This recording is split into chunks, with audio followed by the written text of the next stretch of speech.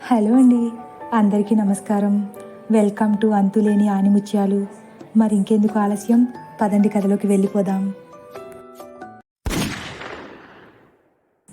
Welcome to my story Pushpavalli. అలా పద్మనాభం బయటకెళ్ళొచ్చాక చెబుతాను దీని సంగతి అని అనుకుంటూ మళ్ళీ తడుముకుంటూ పెరటి వైపు అడుగులు వేస్తున్నారు.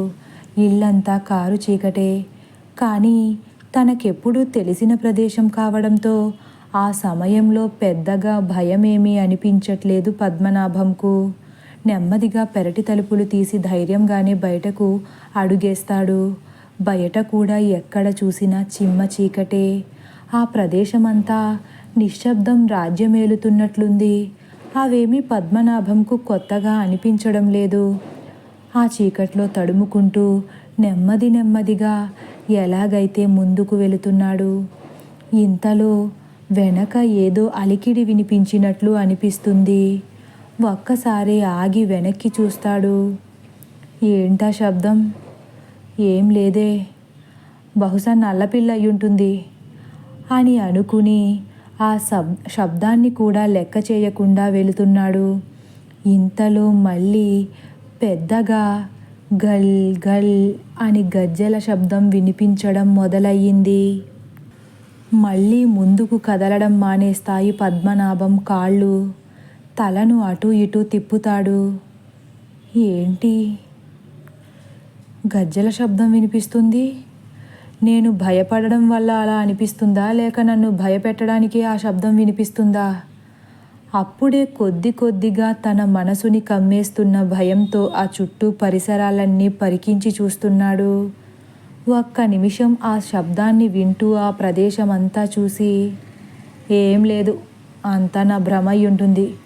నా భ్రమైతే ఆ శబ్దం ఏంటి? బహుశా మిడతల చప్పుడు అలా గజ్జెల శబ్దంలా వినిపిస్తుందేమోలే అనుకుని నెమ్మదిగా బాత్రూంలోకి వెళ్ళిపోతాడు. అప్పుడే సరిగ్గా తన పెంపుడు కుక్క టైగర్ వింతగా అరవడం మొదలుపెట్టింది.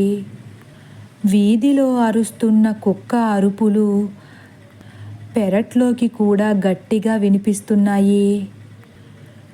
బాత్రూమ్ తలుపు తీసి బయట అడుగు పెడుతూనే, టైగర్ అరుపులు ఈరోజు కొత్తగా ఉన్నాయేంటి అని వీధిలో ఉన్న టైగర్ని టైగర్ గట్టిగా పిలుస్తాడు.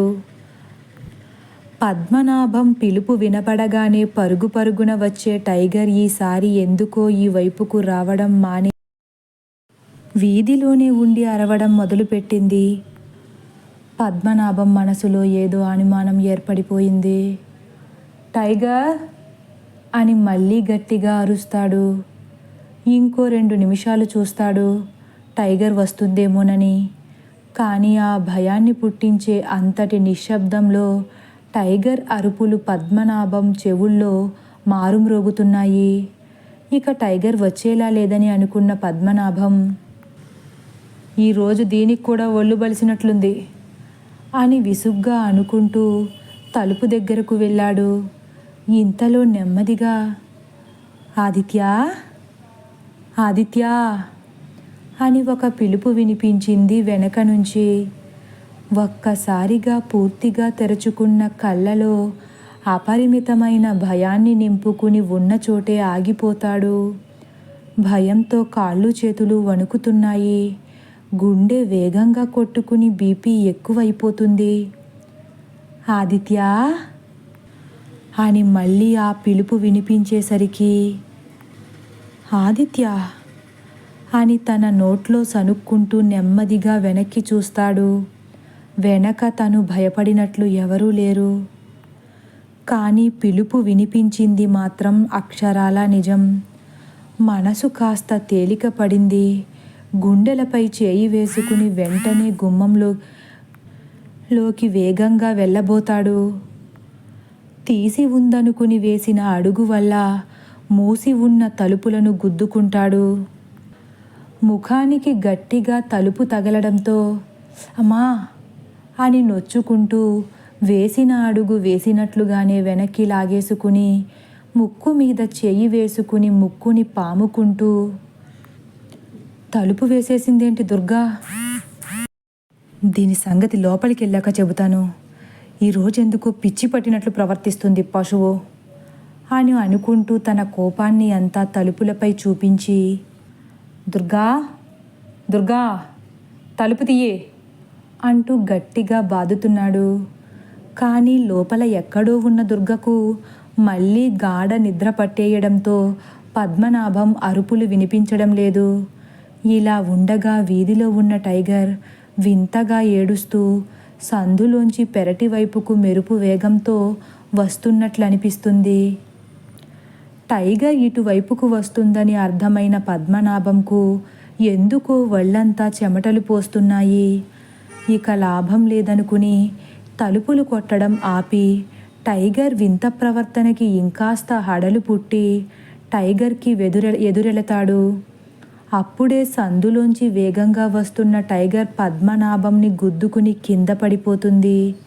వెంటనే లేచి వెనక్కి చూస్తూ వింతగా ఏడుస్తుంది.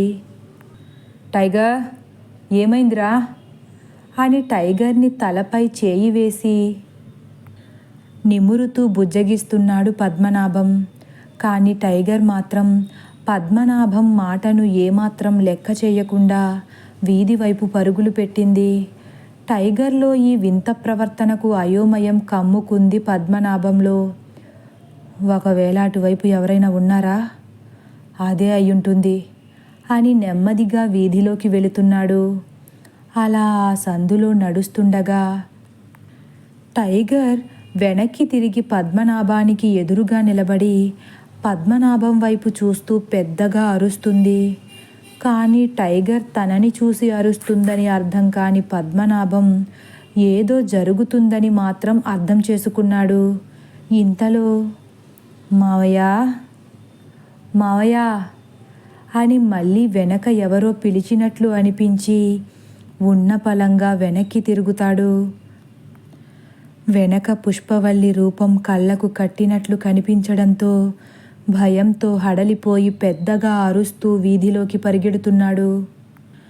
పుష్పవల్లి, పుష్పవల్లి వచ్చేసింది. అసలు ఎలా వచ్చింది? తనకు రూపం ఎలా వచ్చింది? అంటే ఆ ప్రసాద్ గాడి కొడుకు అరవింద్ చెప్పిందంతా నిజమేనా?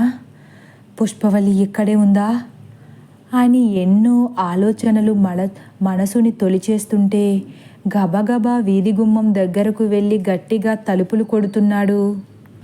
దుర్గా, దుర్గా బెదిరిపోతూ పిలుస్తున్నాడు. కానీ దుర్గకు మాత్రం మెలకువ రావట్లేదు. ఇంతలో టైగర్ అరవడం మానేసింది. ఒక్కసారిగా మళ్ళీ ఆ ప్రదేశం నిశ్శబ్దంగా మారిపోయింది. భయంతో తలను పక్కకు తిప్పి టైగర్ వైపే అనుమానంగా చూస్తున్నాడు. ఆ నిశ్శబ్దంలో నెమ్మదిగా మళ్ళీ గజ్జెల శబ్దం సందులోంచి తన వైపుకు వేగంగా వస్తున్నట్లు అనిపిస్తుంది. గుండె ఆగిపోతుందేమోనన్నంత వేగంగా కొట్టుకుంటుంది. భయంతో పెద్దగా కేకలు పెడుతూ దుర్గ జపం చేస్తున్నాడు. టైగర్లో ఏ కదలిక లేదు. మళ్ళీ ముందుకు తిరిగి తలుపులు కొట్టడం మొదలుపెట్టాడు. ఇంతలో పద్మనాభంకి అతి దగ్గరగా వెనక ఎవరో నుంచున్నట్లు అనిపిస్తుంది. ఆ క్షణంలోనే టైగర్ మళ్ళీ పద్మనాభం వైపు తిరిగి అరవడం మొదలుపెట్టింది. పద్మనాభం కాళ్ళు చేతులు భయంతో వణుకుతున్నాయి. వెనక్కి తిరిగి చూడాలన్నా కూడా ధైర్యం చాలక కాస్త కూడా కదలిక లేకుండా రాయిలా బిగుసుకుపోయాడు. ఇంతలో తన చెవిలో మావయ్య, ఆదిత్య ఎక్కడా అని ఎవరో అడిగారు. పద్మనాభం తడారిపోతున్న గొంతుని తడుపుకుంటూ తలని నెమ్మదిగా పక్కకి తిప్పుతూ ఎవరు ఎవరు నువ్వు వణుకుతున్న కంఠంతో అడుగుతాడు. నేనెవరో మీకు తెలుసు, ఆదిత్య ఎక్కడున్నాడో కూడా మీకు తెలుసు. ఆదిత్య అంటూ నెమ్మదిగా వెనక్కి తలని తిప్పగానే ఉలిక్కిపడి పెద్దగా అరుస్తాడు. కళ్ళ ముందు అతి చేరువలో ఒక భయంకరమైన ఆకారం పద్మనాభం వెన్నులో వణుకు పుట్టిస్తుంది. దానివైపే నిర్ఘాంతపోయి చూస్తూ ఏమీ ఎరగనట్లు ఎవరు నువ్వు, నీకేం కావాలి బెదిరిపోతూ అంటాడు. నేనెవరా, నేనెవరో, నాకేం కావాలో, ఎవరు కావాలో మీకు మాత్రమే తెలుసు గంభీరంగా అంటుంది ఆ ఆకారం. నువ్వెవరో, నీకేం కావాలో నాకేం తెలీదు, నన్ను వదిలేయి. కంగారు పడిపోతున్నాడు. ఎందుకు అబద్ధమాడుతున్నారు? మీకు నేను తెలీదా? ఆదిత్య గురించి తెలీదా? మా ప్రేమ గురించి తెలీదా? కోపంతో కళ్ళెర్ర చేస్తుంది. పద్మనాభం వణికిపోతూ నెమ్మదిగా పక్కకి తప్పుకునే ప్రయత్నం చేస్తున్నాడు. ఒక పక్క నుంచి టైగర్ పుష్పవల్లిని చూసి ఏడుస్తూనే ఉంది. ఎన్నిసార్లు బ్రతిమాలించుకుంటావు? ఆదిత్యను పిలవరా గుంటనక్క అని మెరుపు వేగంతో పద్మనాభం గొంతు పట్టుకుంటుంది పుష్పవల్లి. పద్మనాభం బిగుసుకుపోయి, ఆదిత్య ఆదిత్య ఎప్పుడో చచ్చిపోయాడు, నన్ను వదిలేయి వల్లి అంటాడు. చనిపోయాడా? అవును వల్లి, నువ్వు చనిపోయావని తెలిసిన వెంటనే పట్నంలో ట్రైన్ కింద పడి చనిపోయాడు. నా కొడుకు కూడా నన్ను వదిలి అనంతలోకాల్లో కలిసిపోయాడు అని హడలిపోతూ చాలా ఇబ్బందిగా మాట్లాడతాడు పద్మనాభం. వెంటనే పుష్పవల్లి పద్మనాభం పీకను వదిలి పెద్దగా అరుస్తూ, ఆదిత్య చనిపోయాడా? లేదు, నేను నమ్మను. నువ్వు నన్ను ఆదిత్యను దూరం చేయడానికే చూస్తున్నావు. నీ నక్కజిత్తుల మాటలు నేను నమ్మను అని మళ్ళీ పద్మనాభం పీక పట్టుకుని బలంగా పైకి లేపి, చెప్పు, ఆదిత్యను ఎక్కడ దాచావో చెప్పు గంభీరంగా అంటుంది. పద్మనాభం నరాలు బిగుసుకుపోతున్నాయి. కాళ్ళు చేతులు వేగంగా కొట్టుకుంటున్నాయి. ఇంతలో సందులోంచి, ఏవండి ఏవండి అని పిలుస్తూ దుర్గ రావడం తెలుస్తుంది. వెంటనే వల్లి పద్మనాభంని వదిలిపెట్టి మాయమైపోతుంది. టైగర్ అరవడం మానేస్తుంది. పద్మనాభం ఊపిరి పీల్చుకుని నేలపై వాలిపోతాడు. టైగర్, నోరు మూస్తావా? అరిచి చంపుతున్నావు ఈరోజు అని విసుగ్గా అంటూ వీధిలో అడుగేస్తుంది దుర్గా. ఏవండి ఏవండి ఎక్కడికి వెళ్ళారు? ఇక్కడ పద్మనాభం గొంతు నెమ్మదిగా వినిపిస్తుంది. ఇక్కడేం చేస్తున్నారు? ఈ టైగర్ ఎందుకు అలా ఏడుస్తుంది అని అనుమానంగా అడుగుతుంది దుర్గా. పద్మనాభం పైకి లేస్తూ, పద తొందరగా లోపలికి వెళ్దాం అంటూ దుర్గ చెయ్యి పట్టుకుని గబుక్కున పైకి లేచి, ఇక్కడ ఉండడం అస్సలు మంచిది కాదు, తొందరగా లోపలికి పద అని దుర్గని లాగుతూ ముందుకు అడుగేస్తాడు. కంగారెందుకు, కాస్త నెమ్మదిగా వెళ్ళండి, దేన్నైనా గుద్దుకుంటారు అంటున్నా ఏం మాట్లాడకుండా ముందుకు వెళుతున్నాడు. ఏమైందండి మీకు ఈరోజు? కొంచెం స్లోగా వెళ్ళమంటున్నాను కదా అంటుంది దుర్గా. ఇక్కడ పుష్పవల్లి ఉందే, మాట్లాడకుండా లోపలికి తగలడు కోపంగా అంటూ దుర్గను వేగంగా లాగుతున్నాడు. పుష్పవల్ల విస్మయంగా అంటుంది దుర్గా. తదుపరి భాగం కోసం వేచి ఉండండి. ఒకవేళ నా కథ కానీ మీకు నచ్చినట్లయితే లైక్ చేసి సబ్స్క్రైబ్ చేయడం మర్చిపోకండి. Thanks for watching.